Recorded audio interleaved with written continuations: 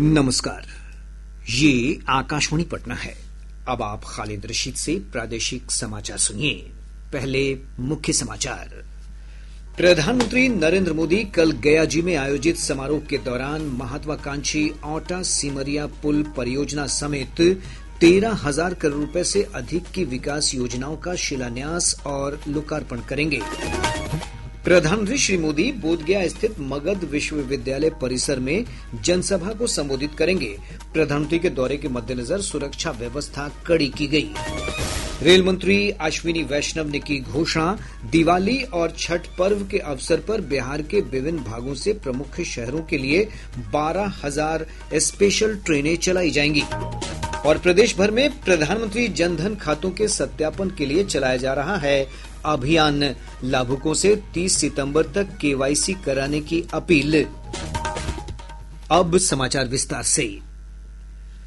प्रधानमंत्री नरेंद्र मोदी कल गयाजी में आयोजित समारोह के दौरान ऊर्जा, परिवहन, रेल, स्वास्थ्य और शहरी विकास से जुड़ी 13,000 करोड़ रुपए से अधिक की विकास परियोजनाओं का शिलान्यास और लोकार्पण करेंगे। श्री मोदी वीडियो कॉन्फ्रेंस के जरिए मोकामा के औटा और बेगूसराय के सिमरिया के बीच गंगा नदी पर नवनिर्मित 6 लेन पुल का उद्घाटन करेंगे।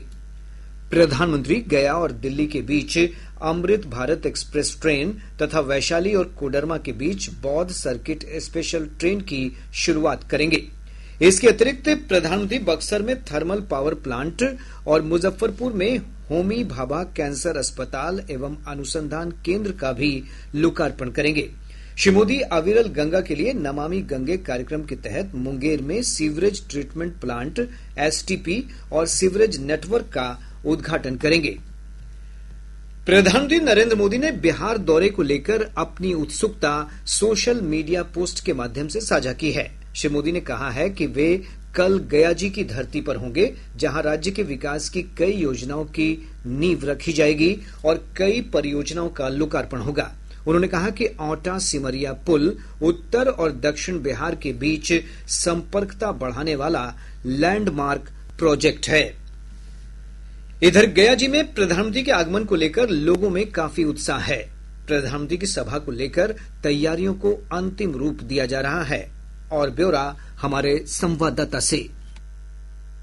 प्रधानमंत्री नरेंद्र मोदी बोधगया स्थित मगध विश्वविद्यालय परिसर में आयोजित जनसभा को संबोधित करेंगे।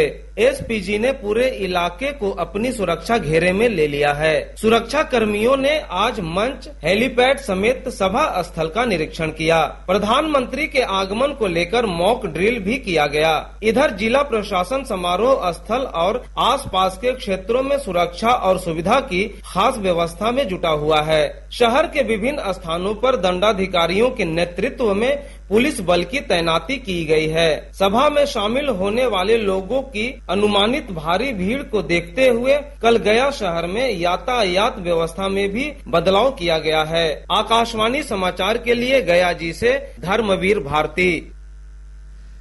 पटना के मोकामा और बेगूसराय के सिमरिया के बीच कल से देश का सबसे चौड़ा 6 लेन पुल चालू हो जाएगा। स्थानीय लोगों में इसे लेकर काफी उत्साह है। लोगों ने प्रधानमंत्री नरेंद्र मोदी को धन्यवाद देते हुए कहा कि इस पुल से उनका जीवन बहुत आसान हो जाएगा। जाम में लगल रहे से आब जाम में नहीं रहे, रास्ता बढ़िया भेले, क्लियर भेले। भर दिन जाम में फंसले रहे, आब तो फायदे न होते। मोदी जी के धन्यवाद। ये ब्रिज बनने से हम लोग को, व्यापारियों लोग को तो बड़ी आसानी हुई है। जो आना जाना जो 8 घंटा 12 घंटा लग रहा था वो 3 घंटा की फैसला हुआ। जो हम लोग किसान आदमी साग सब्जी जो गाँव में बेच के यहीं रह जाते थे वो पटना जा सकते हैं। अब ये नया पुल बना है तो हम लोगों को बहुत ज्यादा खुशी हुई है। फायदा मिलेगा, भाड़ा कम लगेगा और समय भी कम लगेगा। जदयू के वरिष्ठ नेता और केंद्रीय मंत्री राजीव रंजन सिंह उर्फ ललन सिंह ने कहा है कि प्रधानमंत्री नरेंद्र मोदी का हर दौरा बिहार के लिए सौगातों की झड़ी लगा देता है। उन्होंने कहा कि राज्य की डबल इंजन की सरकार विकास की गारंटी बन गई है। प्रधानमंत्री जी आ रहे हैं और प्रधानमंत्री जी जब भी आते हैं बिहार हजारों करोड़ रुपए का सौगात लेके आते हैं और कल भी आएंगे तो हजारों करोड़ रुपए का सौगात बिहार को देंगे।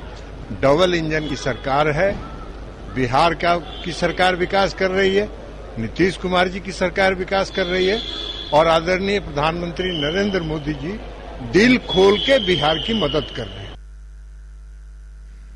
रेल मंत्री अश्विनी वैष्णव ने दिवाली और छठ पर्व के अवसर पर राज्य के अलग अलग स्थानों से देश के प्रमुख शहरों के लिए 12,000 स्पेशल ट्रेन चलाने का फैसला किया है।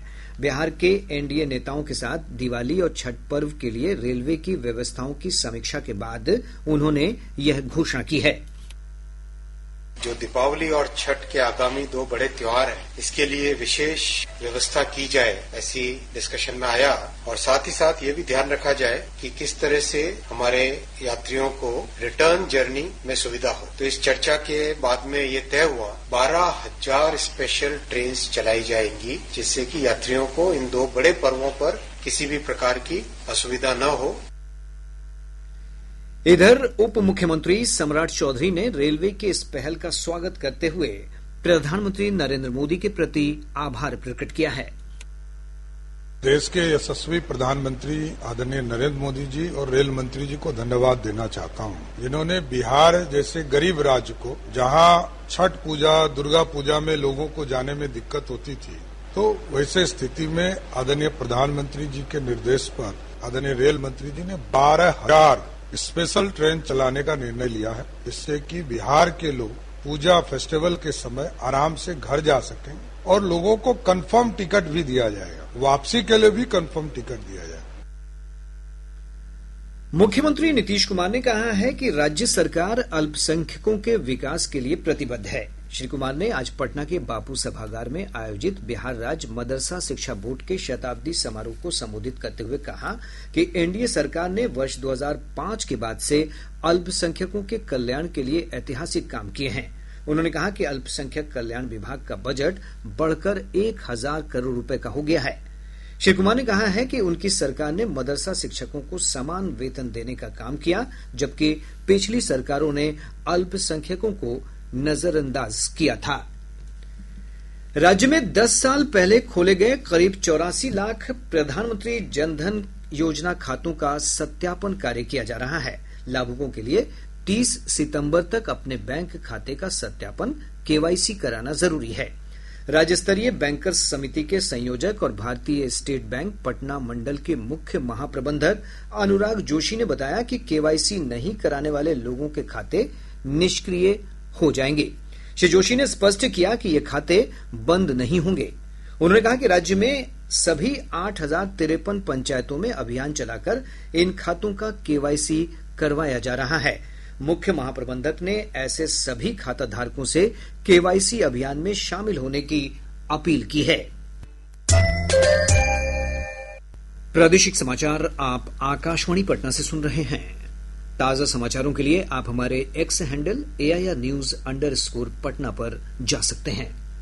ऑनलाइन गेमिंग संवर्धन और विनियमन विधेयक 2025 सदन के दोनों सदनों से पारित हो गया है। इलेक्ट्रॉनिक्स और सूचना प्रौद्योगिकी मंत्री अश्विनी वैष्णव ने आज विधेयक राज्यसभा में पेश किया, जिसे सदन ने मंजूरी दे दी।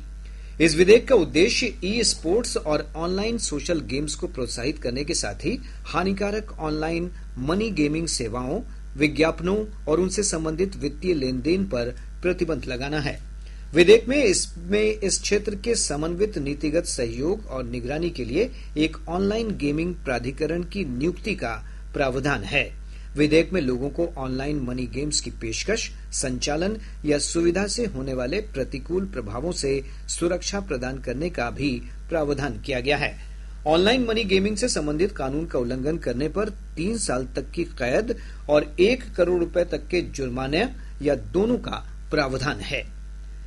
पश्चिम चंपारण संसदीय सीट से भाजपा सांसद संजय जायसवाल ने कहा है कि ऑनलाइन गेमिंग विधेयक एक ऐतिहासिक विधेयक है। उन्होंने प्रधानमंत्री नरेंद्र मोदी का धन्यवाद करते हुए कहा कि ये विधेयक पूरी पीढ़ी को सुरक्षा प्रदान करेगा।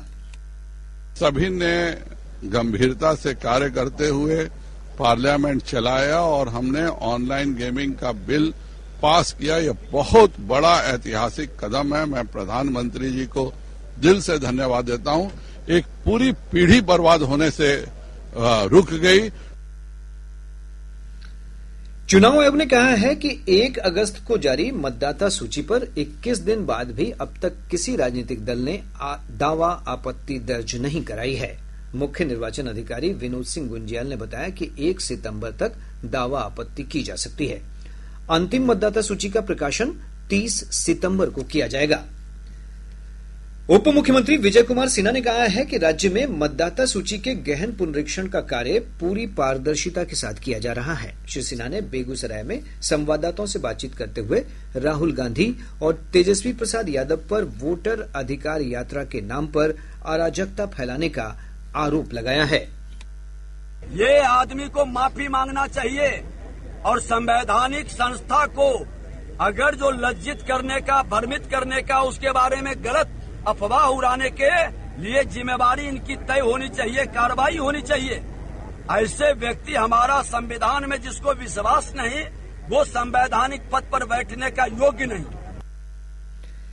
प्रदेश के अधिकतर भागों में मानसून एक बार फिर सक्रिय हो गया है। इसके कारण मधुबनी, अररिया, सुपौल और किशनगंज समेत राज्य के उत्तर पूर्व और दक्षिण पूर्व भागों में कई स्थानों पर अच्छी बारिश दर्ज की गई है। पिछले 24 घंटों के दौरान मधुबनी जिले के राजनगर में सबसे अधिक 75 मिलीमीटर वर्षा रिकॉर्ड की गई। मौसम विज्ञान केंद्र पटना के अनुसार आज बेगूसराय, मुंगेर, भागलपुर, बांका, समस्तीपुर, वैशाली, गयाजी और नवादा जिले में अनेक स्थानों पर भारी वर्षा की आशंका है।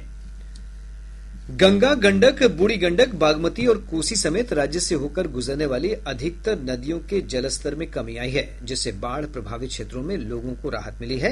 केंद्रीय जल आयोग की रिपोर्ट के अनुसार गंगा नदी का जलस्तर पटना के गांधी घाट, मुंगेर और भागलपुर में घटा है। इधर मुंगेर जिले में गंगा नदी का जलस्तर घटने के बाद बाढ़ प्रभावित क्षेत्रों में गंदगी और सड़ांध के कारण महामारी फैल रही है। जिले के असरगंज प्रखंड में डायरिया के कई मामले सामने आए हैं। एक रिपोर्ट। मुंगेर जिले के बाढ़ प्रभावित क्षेत्रों में धीरे धीरे पानी निकल रहा है। इसके बाद अब कई इलाकों में गंदगी का अंबार लग गया है। असरगंज प्रखंड के रजौन बांध पर शरण लिए लोगों के बीच डायरिया का प्रकोप दिख रहा है। कई दस्त की शिकायत वाले कई लोगों को स्थानीय अस्पताल में भर्ती कराया गया है। इधर आज एक 13 वर्षीय बच्ची की मौत हो गई, जबकि एक अन्य बच्ची को डायरिया के लक्षणों के साथ तारापुर अनुमंडलीय अस्पताल में भर्ती कराया गया। प्रशासन ने पूरे इलाके में ब्लीचिंग पाउडर और चूने का छिड़काव शुरू कर दिया है। साथ ही प्रभावित इलाके में मेडिकल की टीम की तैनाती की गई है। आकाशवाणी समाचार के लिए मुंगेर से प्रशांत कुमार सिंह। निगरानी विभाग की टीम ने पश्चिम चंपारण जिले में नरकटियागंज के शिकारपुर थाने में तैनात महिला दारोगा प्रीति कुमारी और उसके एक सहयोगी को 12,000 रूपये रिश्वत लेते रंगे हाथ गिरफ्तार कर लिया। आरोपी एक केस के निपटारे के लिए रिश्वत की मांग कर रही थी। निगरानी के डीएसपी पवन कुमार ने बताया कि शिकारपुर थाना क्षेत्र के मलदहिया गांव के रहने वाले एक व्यक्ति की शिकायत पर जांच के बाद यह कार्रवाई की गई है। राष्ट्रीय उर्दू भाषा विकास परिषद NCPUL के तत्वाधान में कल से पटना के बापू सभागार में विकसित भारत 2047 के संदर्भ में उर्दू भाषा का भविष्य विषय पर 3 दिवसीय संगोष्ठी का आयोजन किया जाएगा। राज्यपाल आरिफ मोहम्मद खां इसका शुभारंभ करेंगे। अररिया जिले के जोगबनी थाना क्षेत्र अंतर्गत भारत नेपाल सीमा के समीप एसएसबी ने अभियान चलाकर 200 किलो गांजा जब्त किया है। और अब अंत में मुख्य समाचार एक बार फिर। प्रधानमंत्री नरेंद्र मोदी कल गयाजी में आयोजित समारोह के दौरान महत्वाकांक्षी औंटा सिमरिया पुल परियोजना समेत 13,000 करोड़ रुपए से अधिक की विकास योजनाओं का शिलान्यास और लोकार्पण करेंगे। प्रधानमंत्री श्री मोदी बोधगया स्थित मगध विश्वविद्यालय परिसर में जनसभा को संबोधित करेंगे। प्रधानमंत्री के दौरे के मद्देनजर सुरक्षा व्यवस्था कड़ी की गई। रेल मंत्री अश्विनी वैष्णव ने की घोषणा, दिवाली और छठ पर्व के अवसर पर बिहार के विभिन्न भागों से प्रमुख शहरों के लिए 12,000 स्पेशल ट्रेनें चलाई जाएंगी। और प्रदेश भर में प्रधानमंत्री जनधन खातों के सत्यापन के लिए चलाया जा रहा है अभियान। लाभुकों से 30 सितंबर तक केवाईसी कराने की अपील। इसके साथ ही आकाशवाणी पटना से प्रसारित प्रादेशिक समाचार का ये अंक समाप्त हुआ। आकाशवाणी पटना से अगला समाचार बुलेटिन प्रातः 8:48 से प्रसारित किया जाएगा। नमस्कार।